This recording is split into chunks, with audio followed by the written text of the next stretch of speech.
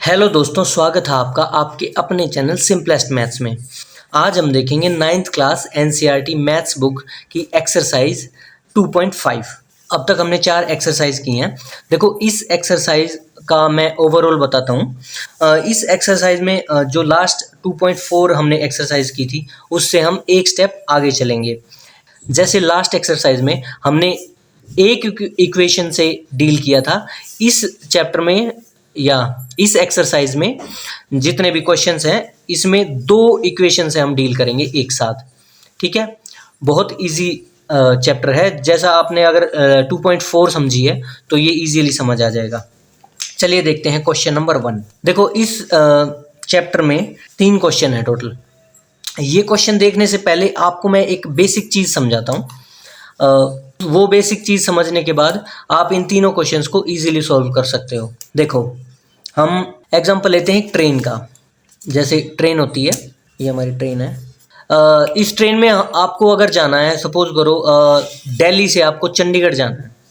ठीक है, तो फेयर क्या होगा? जैसे सपोज करो न्यू दिल्ली से ये डिस्टेंस है चंडीगढ़ का, तो आपका फेयर कितना लगेगा? मैं बता देता हूँ आपको एग्जांपल। आपका फेयर अप्रोक्स लगेगा, अगर आप किसी प्रीमियम ट्रेन से जा रहे हो तो 800 रुपी। सपोज वंदे भारत से आप जा रहे हो तो 800 रुपी लगेगा। और न्यू दिल्ली से चंडीगढ़ की डिस्टेंस अप्रोक्सीमेटली मान के चलो कि 200 किलोमीटर है। ठीक है, तो आप अगर किसी को बताओगे तो मोटा मोटा आप यही कहोगे कि भाई 800 रुपये लग रहे हैं और 200 किलोमीटर, तो पर किलोमीटर कितने रुपए हो गए? 800 बटा 200 मतलब 4 रुपये हो गए पर किलोमीटर। मतलब 1 किलोमीटर जाने के 4 रुपये लग रहे हैं। लेकिन क्या ये ऐसा ही है कि क्या 4 रुपये ही लग रहे हैं पर किलोमीटर? नहीं, क्योंकि सोचो, अगर आपको न्यू दिल्ली से चंडीगढ़ जाना था तो 800 रुपये लग रहे हैं। लेकिन आपको न्यू दिल्ली से सपोज जाना है सदर, यहाँ जाना है आपको सदर बाज़ार, ये भी एक स्टेशन है रेलवे का। तो न्यू दिल्ली से सदर सिर्फ और सिर्फ कितना किलोमीटर है? आई थिंक 2 किलोमीटर है। 2 किलोमीटर। तो क्या आप उसी ट्रेन में वंदे भारत में बैठोगे और 2 किलोमीटर आप कहोगे कि यार पर किलोमीटर 4 रुपये लग रहे हैं तो मुझे 2 किलोमीटर तक जाना है, ये लो 8 रुपये। 8 रुपये में मुझे सदर उतार दो, मतलब न्यू दिल्ली से सदर। तो क्या ऐसा वो करेंगे? बिल्कुल नहीं करेंगे। ऐसा थोड़ी होता है। ऐसे होने लग जाए तो फिर तो सारा सिस्टम ही खराब हो जाएगा। वो क्या करते हैं, वो पर किलोमीटर लेते तो हैं चार्ज, लेकिन एक मिनिमम फिक्स अमाउंट सेट है। अगर आपको 2 किलोमीटर भी जाना है ना तो वो आपसे लगभग 200-250 रुपये ले लेंगे।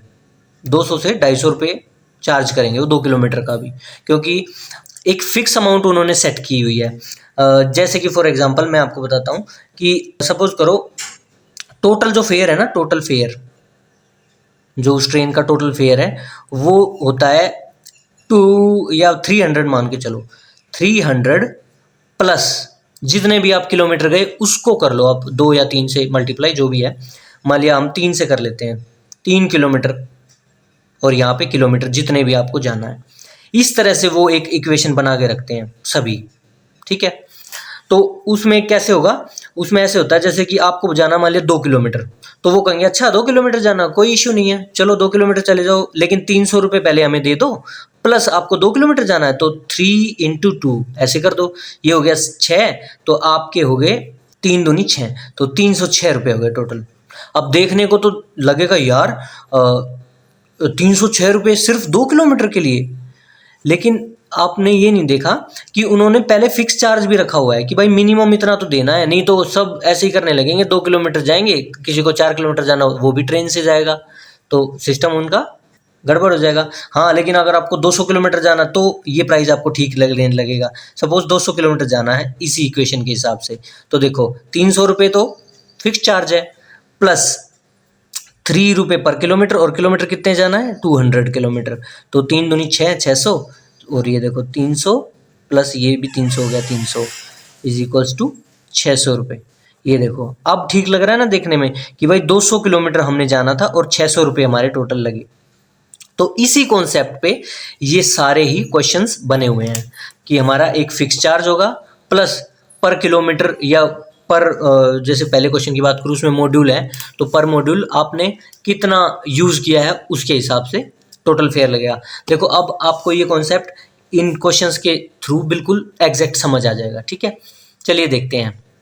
कहता है a learning platform charges a fixed monthly फी, एक फिक्स्ड मंथली फी लेता है, मतलब कोई लर्निंग प्लेटफॉर्म है वो फिक्स्ड मंथली फी लेता है, मतलब वो तो मिनिमम फीस है कि वहाँ से तो आपका शुरू होगा, उसके बाद आपको कौन से पीडीएफ चाहिए, कौन से आपको टेस्ट सीरीज चाहिए या कोई कुछ भी चाहिए, उसके एक्स्ट्रा चार्ज लगते जाएंगे, ठीक है। तो वही कह रहा है कि फिक्स्ड अमाउंट तो है एक, प्लस उसमें एडिशनल कॉस्ट है पर डिजिटल लर्निंग मॉड्यूल एक्सेस्ड, मतलब उनके कोई मॉड्यूल हैं, जैसे कोई बताया मैंने, जैसे कोई पीडीएफ का मॉड्यूल अलग है कि अगर आपको पीडीएफ भी चाहिए तो इतना पैसा लगेगा, टेस्ट सीरीज भी चाहिए तो उसी पैसे को मल्टीप्लाई करते जाओ, जितने भी आपको मॉड्यूल चाहिए उसी हिसाब से मल्टीप्लाई करते जाएंगे।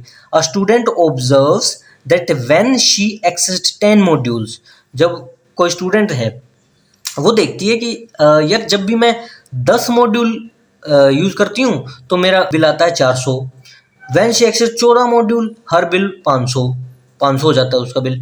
If the monthly bill y depends, देखो वो जो स्टूडेंट है एक लर्निंग प्लेटफॉर्म में जाते हैं, चलो एक इंस्टीट्यूट बना लेते हैं छोटा सा, ये हमारा इंस्टीट्यूट है, ये इसका दरवाज़ा है, ठीक है, और ये हमारी बच्ची है जिसने लर्निंग प्लेटफॉर्म पे खरीदा है कोर्स वटेवर, ठीक है। तो ये देखती है कि यार मुझे ये नहीं पता कि वो कितने पैसे चार्ज कर रहे हैं, लेकिन हाँ मैंने एक चीज़ ऑब्जर्व की। तो उसकी फ्रेंड बोली क्या ऑब्जर्व किया आपने? तो वो कहती है कि जब मैं 10 मॉड्यूल लेती हूँ तो 400 रुपये आता है। तो देखो इसको ऐसे लिखो, 400 रुपये बिल आता है, ठीक है, 400 रुपये बिल आता है। वो कहती है और 10 मॉड्यूल लेती हूँ मैं जब आता है, तो देखो उसमें क्या रहा होगा, एक फिक्स्ड अमाउंट है, वो तो उन्होंने पहले ही बताया कि learning platform charges fixed monthly amount, लेकिन वो कह रहे हैं कि टोटल मेरे को पता है कि 400 रुपये लग रहे हैं, और एक मैं ले रही हूँ 10 मॉड्यूल, ये लो जी 10 मॉड्यूल उसने खरीदे हैं, ठीक है, 10 मॉड्यूल खरीदे। अब एक मॉड्यूल की कीमत क्या है वो उसको नहीं पता, चलो जो कीमत नहीं पता उसको ए मान लेते हैं कि एक मॉड्यूल की ए होगी कीमत, प्लस प्लस एक फिक्स्ड अमाउंट भी है, वो भी उसको पता नहीं है, उसको पता नहीं है ना, उसको बी मान लेते हैं। तो देखो ये बी हमने मानी फिक्स्ड अमाउंट जो हमें पता नहीं है, ठीक है, और ये जो ए है ये है एक मॉड्यूल की कीमत,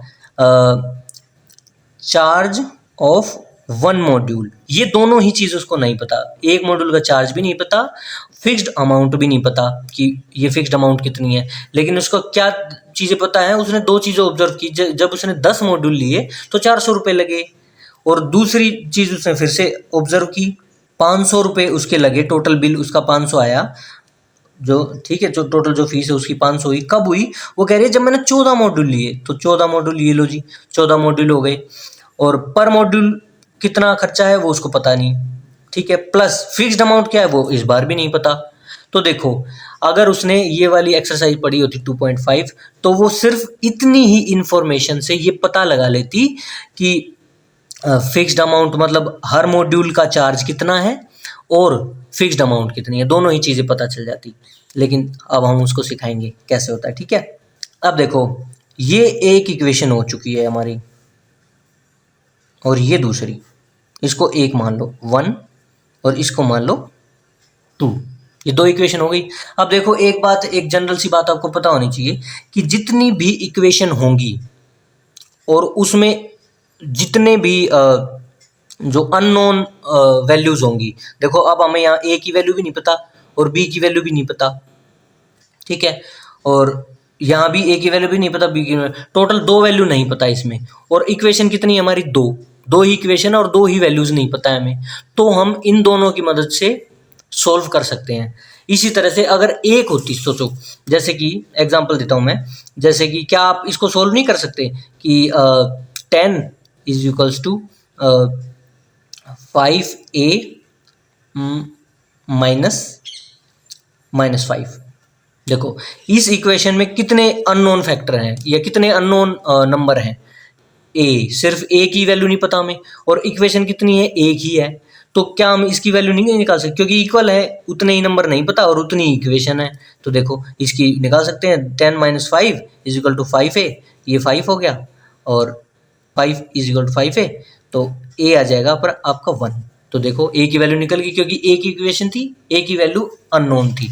तो इसी तरह से यहाँ ये हमने दोनों इक्वेशन देख ली, दो इक्वेशन बता दी। देखो पिछले क्वेश्चंस में क्या हो रहा था, पिछले क्वेश्चंस में ये हो रहा था कि जो वेरिएबल है ना वो हमें निकालना रह रहा था, ठीक है। पिछले जो एक्सरसाइजेस थी उसमें यही तो हो रहा था, लेकिन इसमें क्या किया, वेरिएबल, वेरिएबल कौन कौन है, number of module her bar change होंगे, क्योंकि किसी बार उसने 10 मॉड्यूल लिए, किसी बार 14 लिए, किसी बार 7 लिए, 8 लिए, कुछ भी, तो वो नंबर ऑफ मॉड्यूल चेंज होता रह रहा है, तो वो वेरिएबल है, लेकिन उसकी वैल्यू तो बता दी इन्होंने।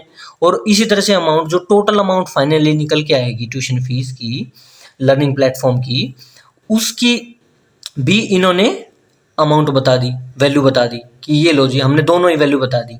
अब की बार फाइंड क्या करना है फिर, अब की बार हमें फाइंड करना है जो फिक्स वैल्यू थी, वो जो बी थी, जो भी, हालांकि फाइंड तो हमें करनी है, लेकिन ये वेरिएबल नहीं है जिसको हम फाइंड करने जा रहे हैं, वो वेरिएबल नहीं है, क्योंकि एक बार जिसकी वैल्यू पता चल गई वो सेम ही रहेगी, बस हमें वैल्यू नहीं पता हाँ उसकी, लेकिन है तो वो वेरिएबल नहीं है, लेकिन वैल्यू नहीं पता उसकी, ठीक है। वेरिएबल कौन है, 10 और 14, यही हर बार बदलेंगे, 10 की जगह कुछ भी आ जाएगा, तो जैसे ये चेंज होगा तो टोटल अमाउंट चेंज हो जाएगी, ठीक है।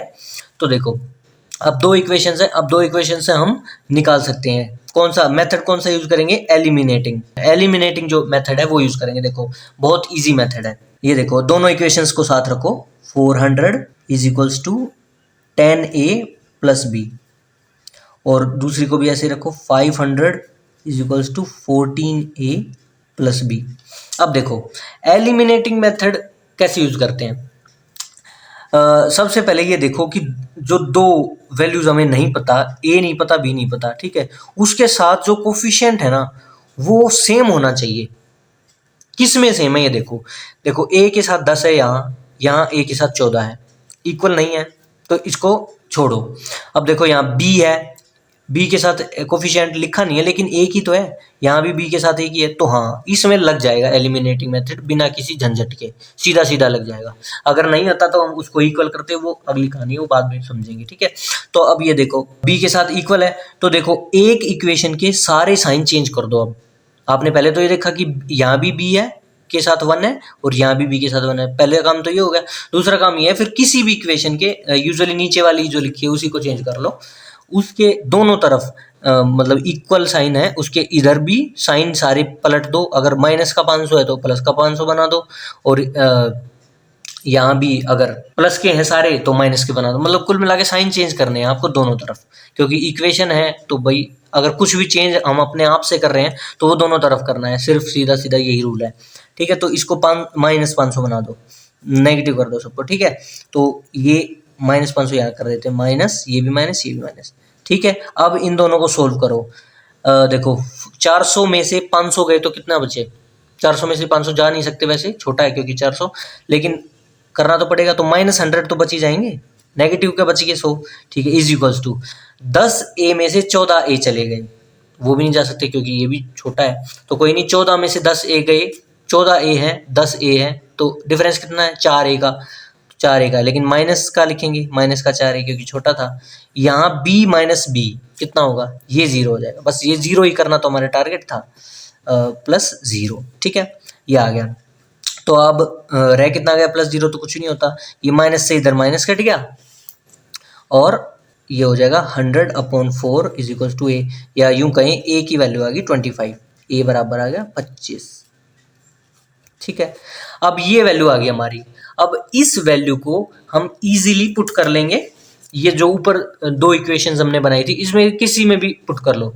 चलो यहाँ पुट कर लेते हैं, यहाँ थोड़ी जगह तो हमको इधर, ये चलो पुट करते हैं, putting value of a is equal to 25 in equation कौन सी इजी लग रही है, किस में रखें a की वैल्यू, देखो यहाँ तो 14 से मल्टीप्लाई करने का, नहीं इसमें रख लेते हैं, सीधा 10 से मल्टीप्लाई करना, इक्वेशन 1, इक्वेशन 1 में रख लेते हैं, तो इक्वेशन 1 पहले लिखो, 400 is equal to 10a plus b, तो इसमें पुट करेंगे तो 400 इज इक्वल टू 10, और a की वैल्यू कितनी निकाल ली हमने, 25 निकाल लिया ना, यहाँ रख लो, प्लस b।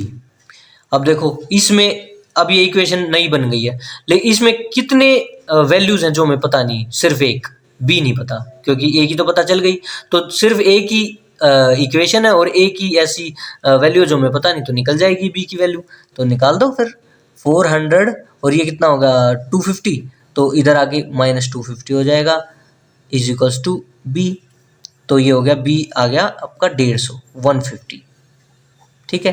तो देखो ए और बी की वैल्यू आ गई ना, तो अब हम किसी भी इक्वेशन में रखेंगे तो वो इक्वली आ जाएगी, और किसी भी मतलब हमें देखो फिक्स वैल्यू ये जो ए थी ये पता चल गया, बी पता चल गया, अब जैसे ही वो मॉड्यूल कहेगी इतने मॉड्यूल, तो टोटल वैल्यू आ जाएगी, अब कुछ भी निकाल सकते हैं हम।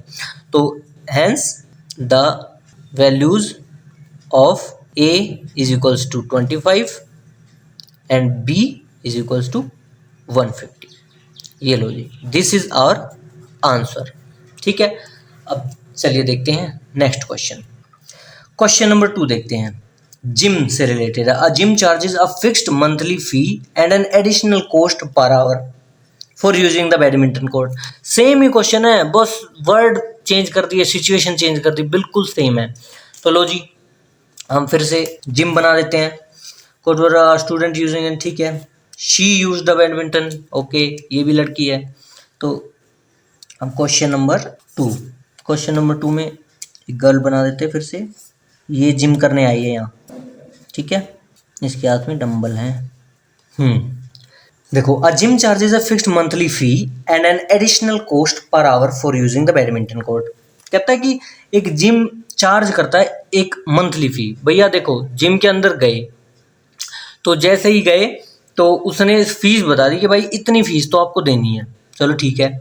अब फीस दी, अब उसके बाद जिम के अंदर और भी कई तरह की चीज़ें हैं, जैसे बैडमिंटन है, बैडमिंटन होता है पता नहीं, चलो इन्होंने लिखा तो मानना पड़ेगा, बैडमिंटन है, जैसे और भी कोई गेम है, तो उन चीज़ों को ज्वाइन करने के लिए उसकी फ़ीस अलग है। मतलब जैसे इस क्वेश्चन में कहा गया है कि बैडमिंटन कोर्ट के अंदर गए, 3 घंटे आपने बैडमिंटन खेला, तो 1 घंटे की फ़ीस कुछ उन्होंने डिसाइड की हुई है बैडमिंटन की, तो उसी हिसाब से 3 से मल्टीप्लाई करके वो एक्स्ट्रा चार्ज उसका जोड़ देंगे जो उन्होंने स्टार्टिंग में फीस बताई थी ना, जिम की फीस। जिम में एंट्री करने की फीस तो अलग है, लेकिन जिम के अंदर आप बार बार की चीज़ें यूज़ करके आ जाओगे, लेकिन बैडमिंटन कोर्ट में जाने की का चार्ज अलग है, पर आवर उसका अलग लगेगा। तो ये जिम करते हुए सोच रही है कि चलो देखती हूँ क्या कुछ होता है। A student using the gym observed that when she used the badminton court for 10 hours, her bill was 800। अब ये सोच रही है, देखो जिम कर रही है ना, जिम करते करते सोच रही है कि यार लिख लेते हैं, चलो लिखते लिखते समझते हैं। ये यहाँ जिम कर रही है, जिम करते करते सोच रही है, हम लिखते लिखते सोच रहे हैं। ये सोच रही है कि यार जब मैंने ना टोटल बिल मेरा 800 आया, तो मैंने क्या किया था उस टाइम, कह रही है कि बैडमिंटन कोर्ट को मैंने 10 घंटे यूज़ किया था।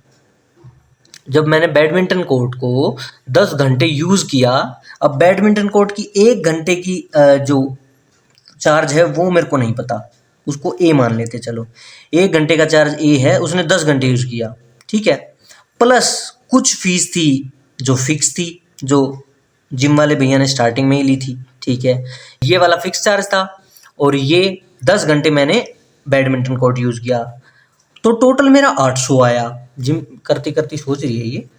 लेकिन दूसरी कंडीशन में जब मैंने, देखो her bill was 800 when she used it for 15 hours, कहती लेकिन जब मैंने 15 घंटे यूज़ किया बैडमिंटन कोर्ट, 1 घंटे की चार्ज था ए मान लेते क्योंकि पता नहीं अभी तो कितना था, प्लस जो फिक्स अमाउंट है वो बी मान लेते हैं कि जो वो तो देनी ही देनी है। तो कहती 15 घंटे जब मैंने यूज़ किया तो मेरा 1100 रुपये बिल आया।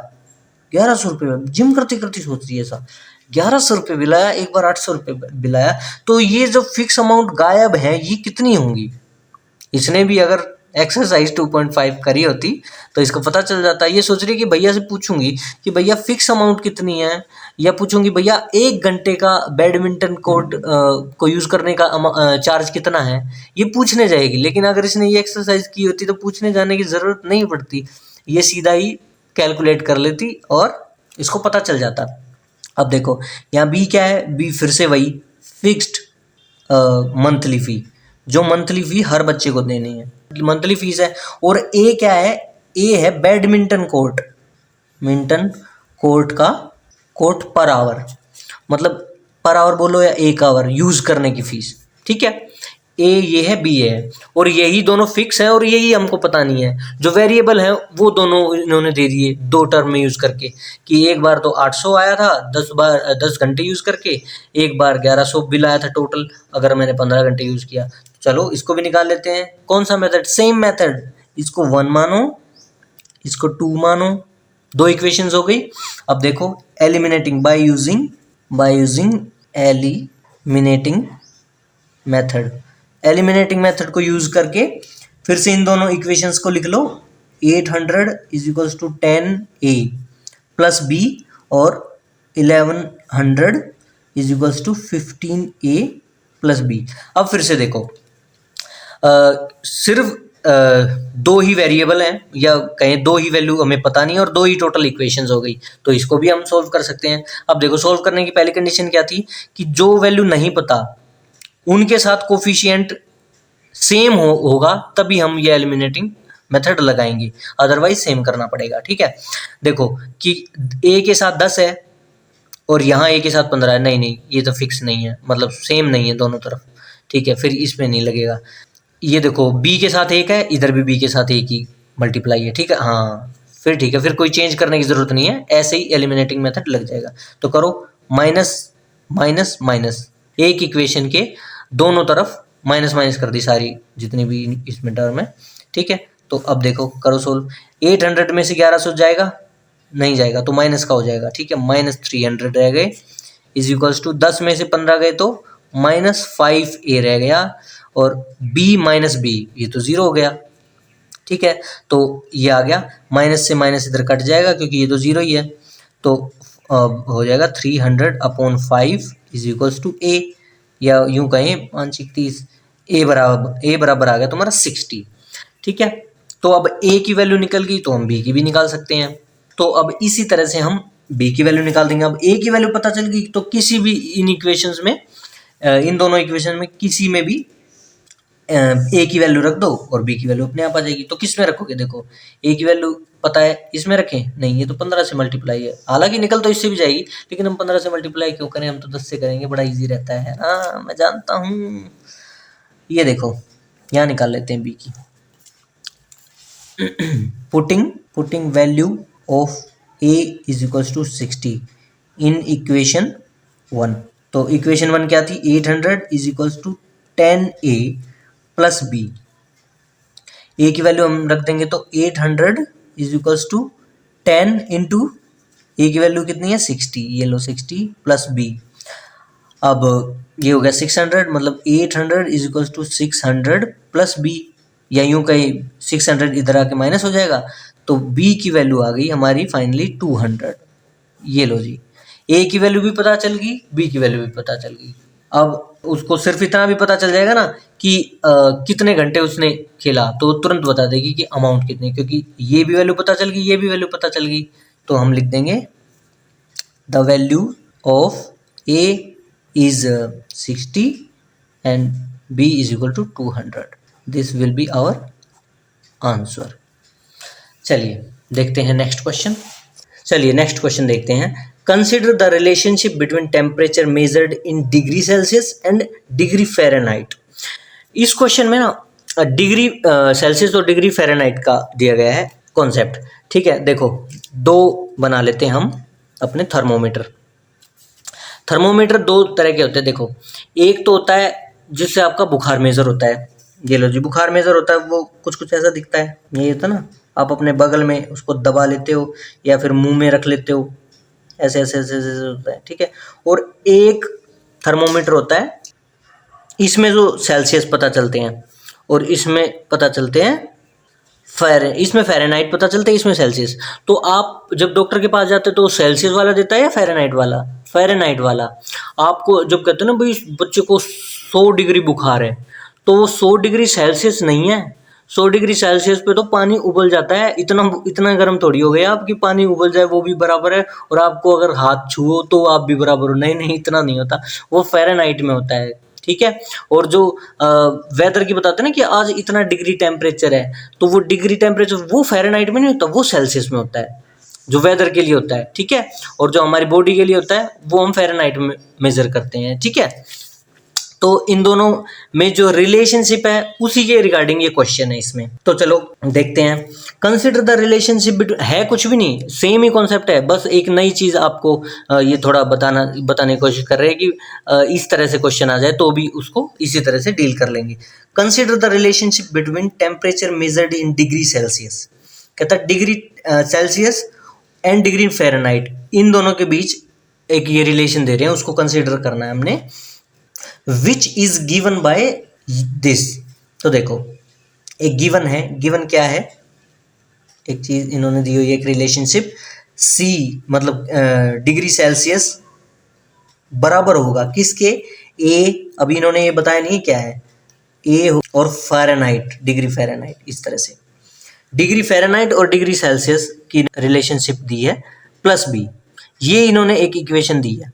कहते हैं कि अगर आपको डिग्री फ़ारेनहाइट और डिग्री सेल्सियस की रिलेशन जानना है कि कौन बढ़ने से दूसरा कितना बढ़ जाएगा, अगर यहाँ मैं फ़ारेनहाइट की वैल्यू रख दूंगा तो डिग्री सेल्सियस की आ जाएगी, और डिग्री सेल्सियस की अगर मेरे को पता होगी और बाकी ये दोनों A और B भी पता होगी तो फ़ारेनहाइट की निकल जाएगी। तो इसलिए इसको कह सकते हैं ना कि डिग्री सेल्सियस की और डिग्री फ़ारेनहाइट की रिलेशनशिप है।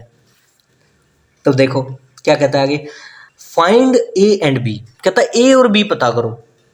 अब इन्होंने ये नहीं बताया, जैसे लास्ट क्वेश्चन में तो ये बता दिया कि फिक्स अमाउंट है जिम में घुसने की और बैडमिंटन कोर्ट को यूज़ करने की 1 घंटे की जो चार्ज है वो A है, इस तरह से था। लेकिन इसमें ऐसा कुछ नहीं बता रहा है, कह रहा है बस फाइंड A और B, कह रहा है कि बस मैंने ये इक्वेशन बता दी, इसमें A और B फाइंड करो। लेकिन देखो एक सीधी सी बात है, हमें इतना तो पता ही है कि ये जो B है जो अकेला रखा है ये फिक्स अमाउंट है, भाई इतना तो पता ही है हमें कि ये फिक्स्ड अमाउंट है, फिक्स्ड अमाउंट है। अब ये चाहे किसी भी चीज़ की हो लेकिन ये फिक्स है, ये ऐड होगी ही होगी, ठीक है। और एक ये है A, ये भी है तो फिक्स ही, मतलब बार बार चेंज नहीं होगी, लेकिन एक बार तो पता करनी ही पड़ेगी, लेकिन है तो फिक्स। तो ये भी कोई अमाउंट है इनकी, ये कह रहे हैं कि अगर फ़ारेनहाइट की तुम्हें वैल्यू पता चल जाए तो उसको इस नंबर से मल्टीप्लाई करो प्लस एक ये फिक्स नंबर बताऊंगा उससे जमा कर दो, तो उसका जो टोटल निकलेगा वही सेल्सियस की वैल्यू होगी। ये यही बताना चाह रहे हैं। तो देखो इसमें भी 2 इक्वेशन देगा। देखो पहली कंडीशन क्या रख रहा है, कह रहा है कि given that ice melts at 0 degree Celsius, भाई आइस मेल्ट्स, आइस जो बर्फ होती है वो मेल्ट हो जाती है 0 डिग्री सेल्सियस पे, 0 डिग्री सेल्सियस पे, ये पहली कंडीशन दे रहा है वो कि आइस मेल्ट हो जाती है 0 डिग्री सेल्सियस। अब देखो 0 डिग्री सेल्सियस कह रहा है, 0 डिग्री सेल्सियस पे आइस मेल्ट होना शुरू हो जाता है। आपके फ्रिज में टेम्परेचर आप रखते हो यूजुअली -4 -5 डिग्री सेल्सियस, लाइट चली गई, बर्फ जमी हुई है आपके फ्रिज में, ठीक है, लेकिन लाइट चली गई, तो लाइट जाने के बाद क्या होगा, जो -4 डिग्री सेल्सियस जो टेम्परेचर था ना फ्रीजर के अंदर, वो धीरे धीरे बढ़ने लगेगा क्योंकि लाइट तो चली गई, गर्म होना शुरू होगा, तो धीरे धीरे -3 -2 -1 0, जैसे ही 0 हुआ, अभी भी बर्फ है आपकी जो जमी हुई थी, आइसक्रीम सपोज करो आपने रखी हुई थी, वो जमी हुई है 0, जैसे ही 0 से भी थोड़ा सा ऊपर गर्म हुआ, टेम्परेचर बढ़ा, 0 से 1 डिग्री सेल्सियस हो गया, तो वो जो आपकी आइसक्रीम है ना वो पिघलना शुरू होने लग जाएगी। लेकिन फिर से लाइट आ गई तो फिर से वो नेगेटिव की तरफ चल पड़ेगा, टेम्परेचर जमना शुरू हो जाएगा। तो कुल मिला के बात यह कि 0 डिग्री वही टेम्परेचर है जहाँ पे एक बर्फ पिघलना जस्ट शुरू हो जाती है, मतलब 0 डिग्री पे नहीं पिघलेगी, लेकिन 0 डिग्री से अगर 0.0000001 भी अगर टेम्परेचर राइज हुआ तो वो स्टार्ट हो जाएगी। तो इसीलिए लिखा है कि आइस मेल्ट हो जाती है 0 डिग्री सेल्सियस पे, ठीक है, ये आप समझो। एंड 32 डिग्री फ़ारेनहाइट, और 32 डिग्री फ़ारेनहाइट पे मतलब फ्रीज के अंदर तो हम डिग्री सेल्सियस देखते हैं इसलिए उसको 0 बोल दिया, लेकिन फ़ारेनहाइट पे हम चेक ही नहीं करते कि बर्फ कब पिघलती है, लेकिन इन्होंने बता दिया कि फ़ारेनहाइट जब 0 डिग्री होगा ना, नहीं सॉरी 32 डिग्री होगा जब वो पिघलेगी। तो आइस मेल्ट की कंडीशन रख लेते हैं, चलो, जो आइस मेल्ट होती है, आइस मेल्ट होती है तो उसके अंदर हम क्या इक्वेशन बनेगी हमारी, जो सेल्सियस है, पहले एक बार फिर से इस इक्वेशन को लिख लो, 0 degree Celsius is equals to A degree Fahrenheit plus B। इस कंडीशन में रख के देखो, आइस तो कह रहा है कि 0 डिग्री सेल्सियस पे मेल्ट होती है, तो 0 डिग्री सेल्सियस पे आइस मेल्ट की कंडीशन रख रहे हैं, तो C को रखेंगे 0 इज इक्वल्स टू A की वैल्यू में पता नहीं है, और डिग्री फ़ारेनहाइट कितनी होती है जब आइस पिघलती है, डिग्री फ़ारेनहाइट होती है 32, ये लो जी 32 प्लस B, ये क्या बन गया, यही हमारी फर्स्ट इक्वेशन बन चुकी है। देखो पहली इक्वेशन बन गई है, ठीक है। अब दूसरी कंडीशन कह रहा है, दूसरी कंडीशन क्या कह रहा है, कह रहा है कि water boils at 100 degree Celsius. पानी, जो हम पानी गैस पे उबालते हैं, वो कब जाके उबलता है, जब 100 डिग्री सेल्सियस टेम्परेचर हो जाता है, या फिर यूं कहें कि 212 डिग्री फ़ारेनहाइट। अगर हम कोई फ़ारेनहाइट में पूछे कि कितने डिग्री फ़ारेनहाइट पे पानी उबल जाता है, तो आप कहोगे 212 डिग्री फ़ारेनहाइट पे उबल जाता है। तो बस दूसरी कंडीशन रखेंगे, केस 2 लिख लो। केस 2 क्या है, बॉइलिंग वाटर, बॉइलिंग वाटर की कंडीशन रखेंगे। तो बॉइलिंग वाटर कब होता है, सेल्सियस में कितना हो, तो 100 degree Celsius is equals to a की वैल्यू में पता नहीं, और कितने डिग्री फ़ारेनहाइट पे पानी उबलता है, 212, तो 212 रख लिया, प्लस बी। लो जी, ये हमारी क्या बन गई, this is our second equation. तो बस सेम मेथड जैसे कि पिछले 2 क्वेश्चंस में किया, इसमें भी वही कर देंगे। तीनों ही क्वेश्चन बिल्कुल सेम है, बस आपको जो इसकी लैंग्वेज है ना वो समझनी है, और कुछ भी नहीं है, बहुत ईजी है। अब उसमें करेंगे एलिमिनेटिंग मेथड को यूज, यूजिंग, ऐसे लिख लो, यूजिंग एलिमिनेटिंग मेथड।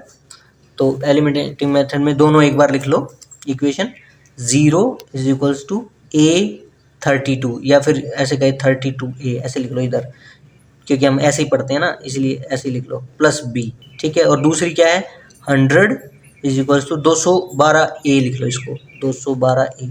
फर्क कोई नहीं है, चाहे इसको इधर लिख लो, इसको इधर, कोई फर्क नहीं है, बस हम इसी तरह से पढ़ते हैं तो इसी तरह लिख लेते हैं, ठीक है। अब देखो नीचे वाली इक्वेशन में देखो, b का जो कोफिशिएंट है 1, जो b के साथ चिपका हुआ है कॉफी की तरह, वो 1 है, इधर भी 1 है। तो b को हम देखा हमने कि एक ऐसा अननोन वैल्यू है जो इक्वल है जिसका कोफिशिएंट, तो हम एलिमिनेटिंग मेथड इजीली लगा सकते हैं बिना कुछ चेंज किए।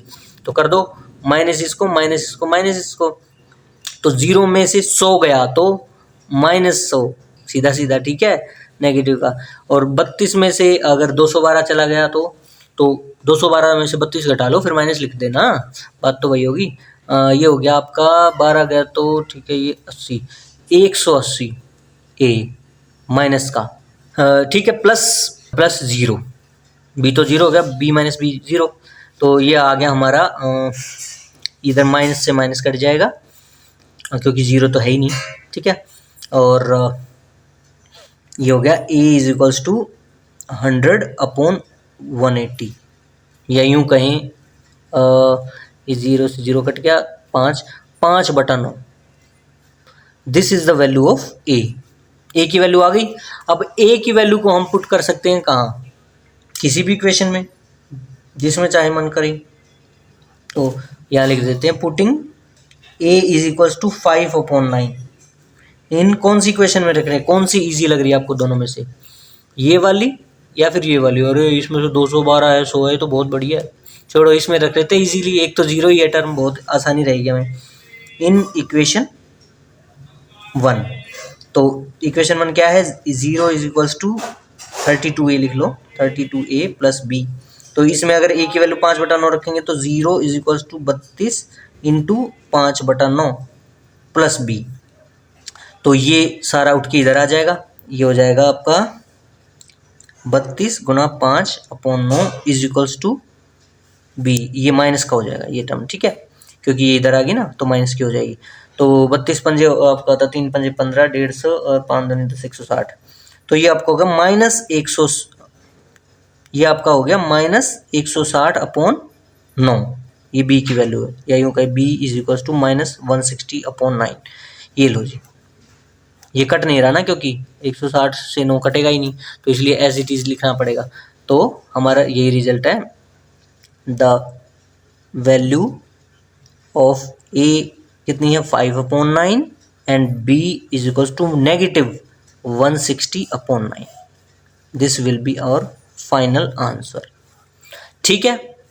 इस एक्सरसाइज में ज़्यादा कुछ है नहीं, तीनों बिल्कुल सेम क्वेश्चंस हैं। तो चलो अब मिलते हैं नेक्स्ट एक्सरसाइज में, जब तक के लिए बाय बाय।